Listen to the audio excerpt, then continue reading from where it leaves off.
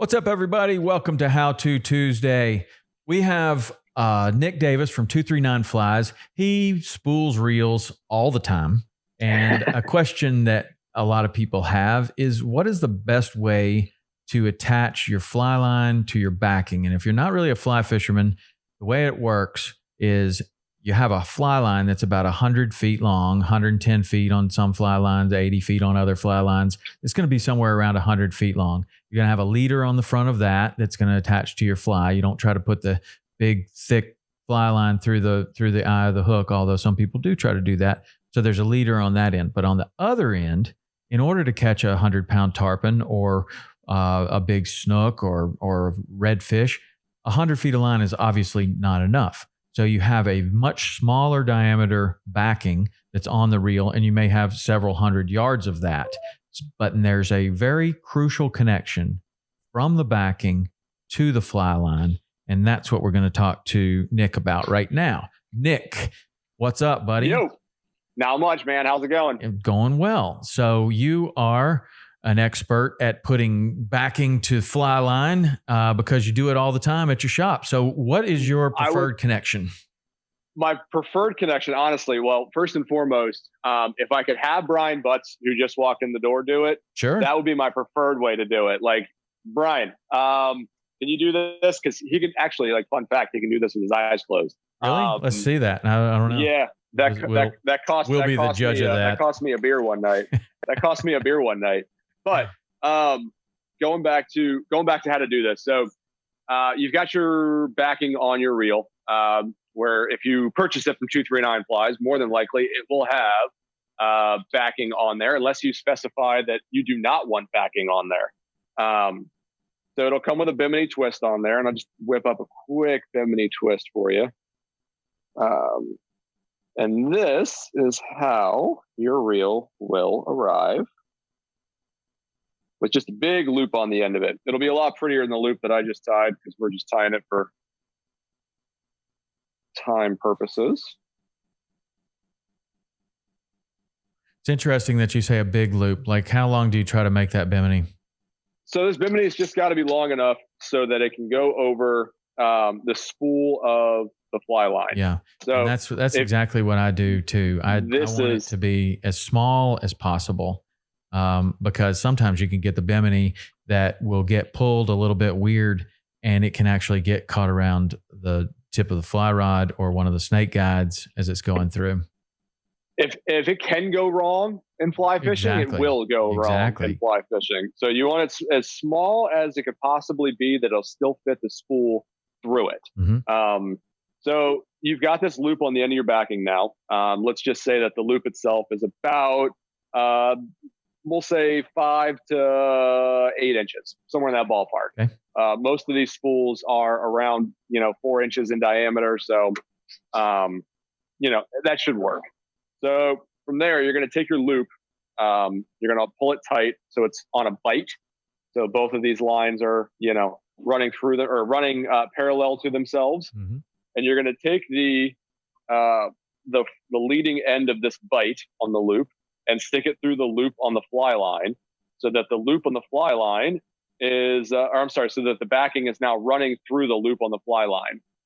Separate your loop a little bit, and then you're going to take the spool of the fly line, which has the spool with the fly line on it, and run it through the loop on the Bimini twist twice. And what that does is, when you pull it tight, you've got a cat's paw. Now, where you've got 2 points of contact on the loop of the fly line. You can run it up close to the camera.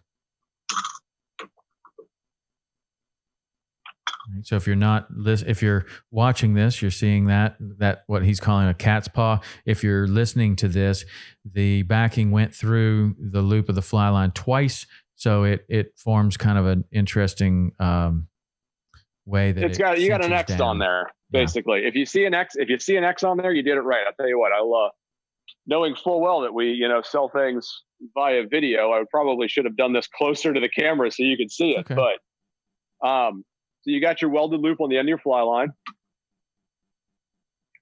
Let's take this loop on the Bimini twist. pull this into a bite, and then take the leading end and go through the loop on the fly line. So that's your fly line. There's your loop. And then take your fly line on your spool, and you are going to go through the bimini twist twice, and then pull it tight, and then just slide your backing down. You'll know you did it right when you've got an X on one side and the loop is coming out the bottom. Mm-hmm. And what this does is instead of digging into the fly line on each side of this, if you just went through there once, you've got it pulling in the loop together here and down out the bottom. So it's if you hook a big fish on this and you go to change this out, your backing isn't going to be dug through the casing on the fly line, the coating on the fly line. It's going to you're not going to cut your fly line with your braid when you hook a 10-pound bonefish on your 8-weight fly line. Right. Got it. So, and the one thing that I could add to that is the mistake that some people will make is when the loops don't kind of do the handshake like that, and the loop of the backing is kind of just onto the very tip of that loop, like it's just kind of pulled around itself. I don't know, it's hard to describe exactly, but that's definitely a good way to go. All right, so there he is. There he is. So the and that's it. Then you just reel the fly line onto the reel. You're good to go. Reel the fly line onto your reel. You're good to go. You're going to do the same thing with the leader. You're going to run the leader, or all the leader.